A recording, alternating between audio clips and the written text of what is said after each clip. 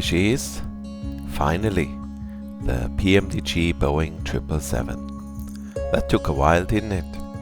And I think we can all agree this is the first fully study level long-haul airliner in a Microsoft Flight Simulator.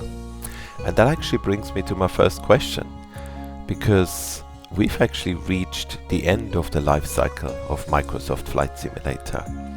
Now I know they said they're gonna support this platform for a few more years, but I am pretty sure once we see the new features of the new simulator and add-on developers making full use of it, a lot of people are going to switch. And let's be honest, the life cycle of a program or a game is usually decided by the customers and not by the developers. And that raises a question. So are we gonna have to purchase this again? Or are they gonna charge us to port it over? Or is it just gonna be a free upgrade to the new platform? As of now, we don't know. But it's gonna be interesting to see how this pans out. Anyway, so here she is, study level. I've already seen a lot of people in forums and Facebook groups struggling with this aircraft. I don't know, I don't want to sound arrogant or anything, but it seems to me a lot of people ask for study level, and then when it finally arrives, they just seem to struggle with it and be overwhelmed. So if you haven't bought it yet, just be aware. Study level really means you have to sit down, you have to watch YouTube videos, tutorials, maybe even read a manual to get this thing off the ground. But that's a good thing. To me, this is what it's all about, learning new skills, challenging yourself, and when it all comes together and you finally do that first butter smooth landing, it just feels great. It feels like you've accomplished something. Now, I fly the A320 in the real world, so I have no experience when it comes to Boeing. So all I can give you is my uneducated guess, but it feels to me like exactly how I would imagine a heavy aircraft would feel in terms of hand flying, the reaction time, the engines, the spool up time, everything seems right. And I really enjoyed it. What I really like about this aircraft, you can tell the difference in terms of size. I don't know what it is, but with this aircraft I can really feel like I'm sitting in a large airliner, which is something I've never really noticed that much before in a simulator. The difference between an A320 and a 777. The other thing worth noting is the sound, which I absolutely adore. It's great, especially on takeoff. The 777 is an aircraft I've always really liked, and the sound is, it's just fantastic, adds a lot to the simulation. And finally, also I really want to talk about the performance. I remember days when you would buy an add-on aircraft and you would get about half the frame rate of a default aircraft if you're lucky. That doesn't seem to be the case at all here. I've compared it briefly to the default 787, and I get slightly less performance, but really not that noticeable. Generally speaking, this aircraft works really well. The sim runs butter smooth, and considering the complexity that is going on here in the background, when you fly this aircraft, I don't know what black magic PMDG did there, but I think it's great, and it means that if your sim runs fine with default aircraft, then there's no reason to think that this shouldn't run either, which is a huge plus. Personally, this is always a steep learning curve.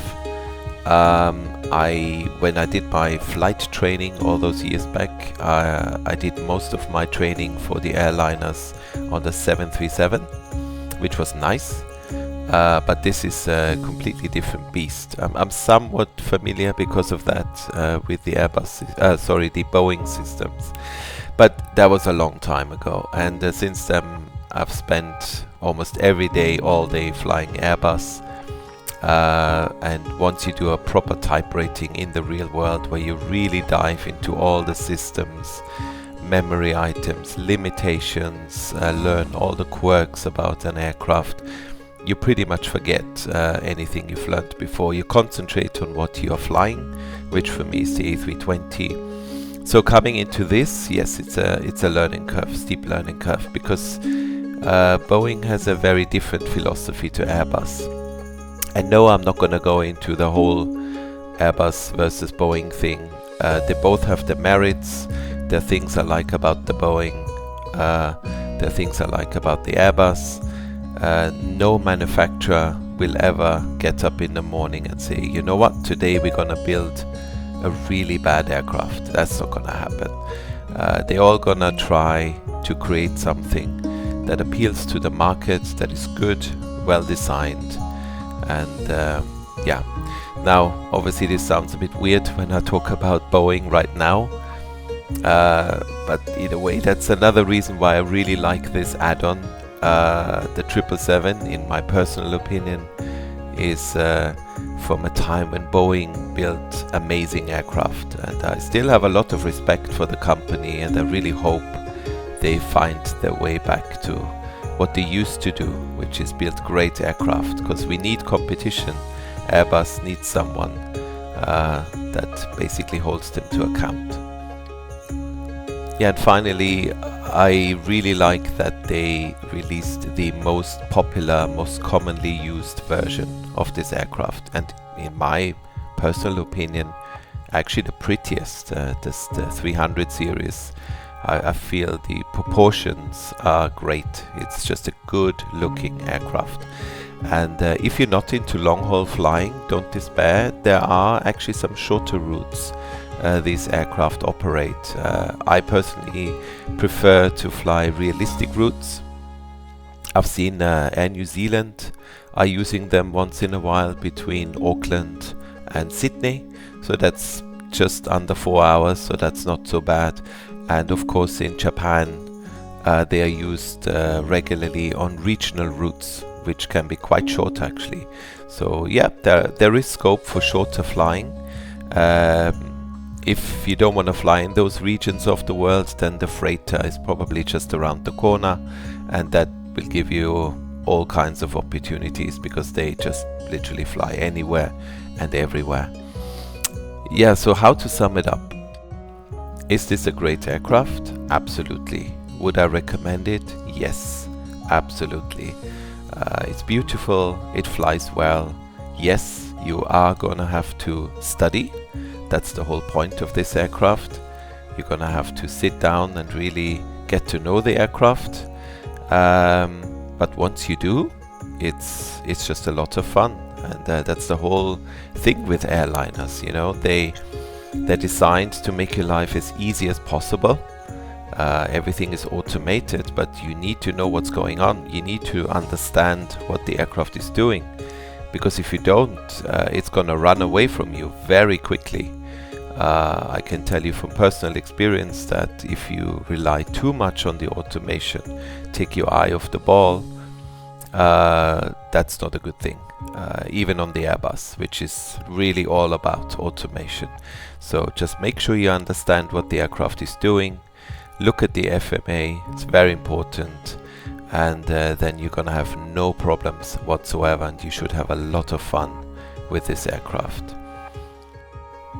Well, and then of course there's another aircraft which I also purchased, but the problem is it's summer, and in the summer I fly a lot.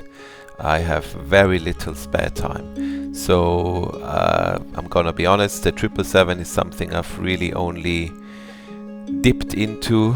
I feel like I've just scratched the surface, and the TFDI MD-11 is something I haven't really, I don't know, I looked at the cockpit, I looked at a few things. Luckily one of my colleagues used to fly the MD-11, so he sent me all the documents from his former airline, and I've started reading through, but that's as far as I got. So I think this aircraft is gonna deserve a separate video. Is it fair to compare the two? I think so. They claim to be on the same level, they're similar priced, and so we'll have a look how they stack up against each other. Yeah, and that's it.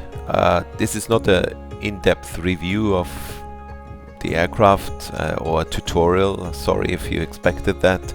Just a few thoughts. My initial impression, I think this aircraft deserves a video like this, which I usually never do. Yeah, so I really enjoy this aircraft. It's great. Even though I'm an Airbus guy, I'm gonna be flying this a lot, and hopefully the MD-11 is gonna turn out to be exactly the same. It's one of my favorite aircraft of all time, and then we finally have some proper long-haul flying we can do in the sim. So I hope you liked the video, I hope you enjoyed it, I hope what I said made some sense. And if you have any thoughts on the aircraft, maybe you've flown it more than I did, or I have done so far, which probably a lot of you have. Maybe let me know what you think, if you found any bugs. I haven't. And yeah, let's all together enjoy this amazing product. And thanks to PMDG for bringing us this beautiful 777. Until the next one, all the best. Bye bye.